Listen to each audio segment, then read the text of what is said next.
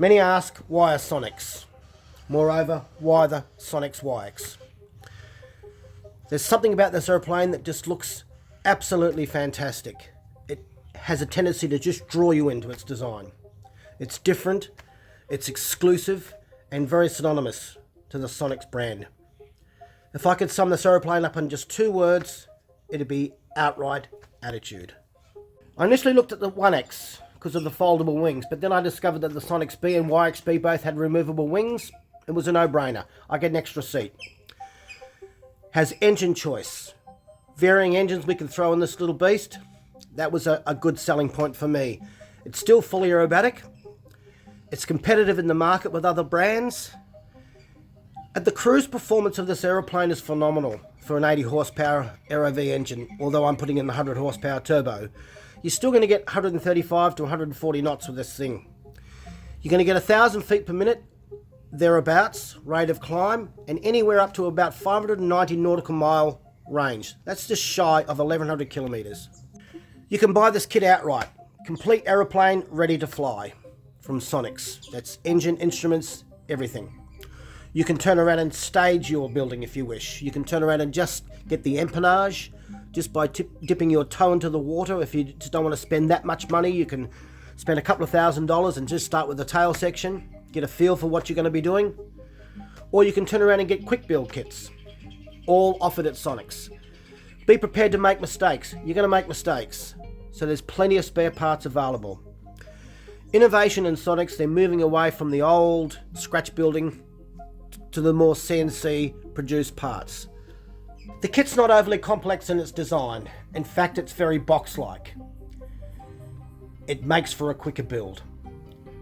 But you look at all those curved surfaces of the engine cowl, the turtle deck, the canopy, and the tail cone, and you blend those into the square shape of the fuselage.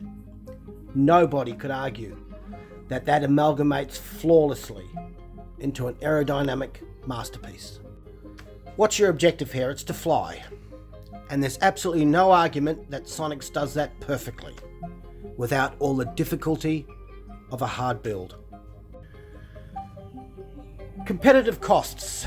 You can throw this aeroplane together with basic engine and instruments comparable to that of the cost of a family car. And overall, this aeroplane could be built and flown for cheaper than it is for an IO 360 Lycoming engine.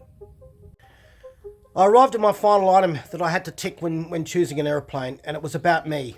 And the fact is that I'm not getting any younger.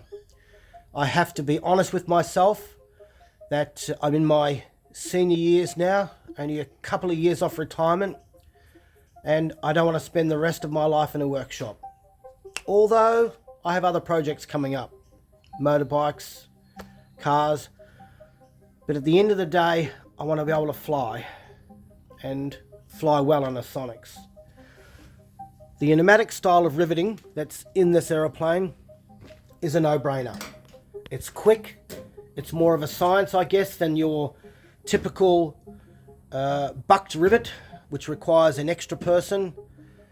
The solid riveting, sure, that's in the wing spars and a few other little tiny areas in this aeroplane, but overall, I potentially could build this entire aeroplane, or at least 95% of it, on my own, without those extra pair of hands to lift the heavy things or anything like that. So at the end of the day, to get this aeroplane in the air with all those boxes ticked, I think that's a wise choice that I've made. And what better way to do it than this aeroplane? It's a great looking aeroplane. You throw the right colours in this and it's going to look absolutely fantastic. I don't think anyone can argue with that.